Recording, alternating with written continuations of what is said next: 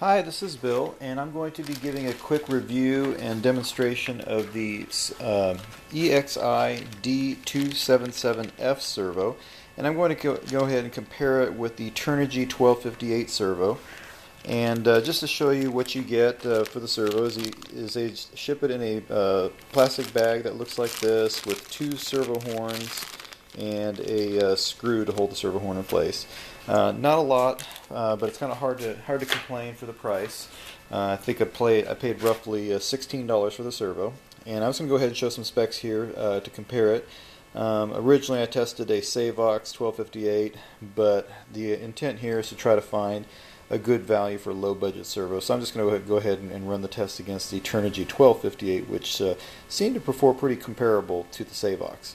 So for the price, this is roughly half the price of the Turnigy, and it's about the same specs as far as speed, but on torque it's a little bit less, so I would not expect it to be as torquey.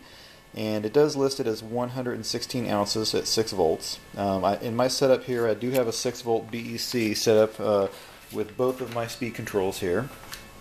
And let me go ahead and zoom in so you can kind of see what we've got. I've got a single battery pack hooked up to both ESCs, or single source, and I'm going to go ahead and turn each one on so we can go ahead and get an idea of the speed under no load.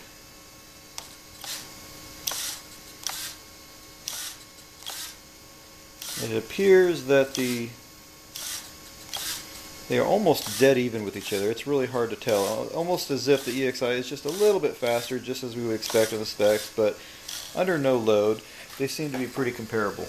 Now, I did try to do a full load with the EXI previously, and I ran into an issue where it would not lift 96 inch-ounces of torque, unfortunately. So it is rated at 6 volts to be able to support 111 inch-ounces of torque.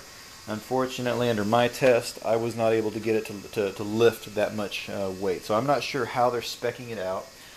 So what I've done here is I have a 3-pound weight that I'm going to tether to each servo, and 3 pounds, and this is 1 inch off from the center of the servo, and so that comes out to about 40, I believe 48 inch-ounces of torque.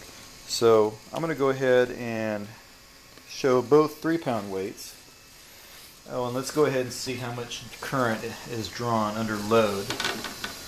And for the EXI, it's about 1 amp under load. I'm going to go ahead and lift that off, and then just to compare the same load over on the Turnigy servo, and it's drawn about 0.7 amps. So as far as efficiency is concerned, I believe the Turnigy servo is a little bit more efficient. Now, before we go ahead and do extensive testing, let me go ahead and check my temperatures here.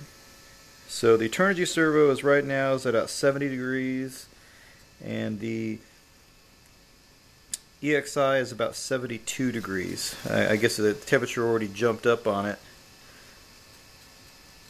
just from that brief test. So I'll try to let that cool for just a second. And let's see how the loaded weight.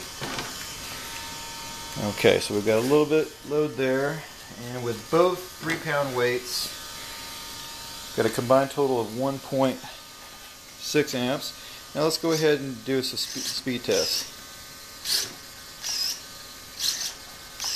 They appear to be about the same under 3-pound load, which is roughly 48 inch-ounces of torque. So 48 inch-ounces of torque, they seem to be pretty comparable. Unfortunately, I was not able to fully test this. When I put a 6-pound weight to it, it would not lift it for nothing. So for a small 2-wheel drive short course truck, I believe this would be a really decent servo. Probably not going to work for a 4-wheel drive or any kind of crawler or anything where you need a high torque. But just for a basher, light grade racing, maybe just low budget, this is a pretty good servo. I've used this type of servo for over a couple years now. It's held up over time, and it's a pretty good value. It's a pretty good bargain. The main difference between these two servos is this one uses a Futaba style connector on the spline, and then the EXI uses an Airtronics spline. So depending on what kind of servo horns you use, if that's an issue for you, that's something to consider. Now let's go ahead and now that the load has been sitting here for a little while, see what the temperatures are reading. So the Turnigy is still at 73, didn't even break a sweat, and the EXI is up to 70. I'm showing about almost 74, 75 degrees, or 74 degrees there, yeah. So just to recap, for a good budget entry-level servo, the Solar D227F presents a pretty good value for lightweight application. Thanks for watching.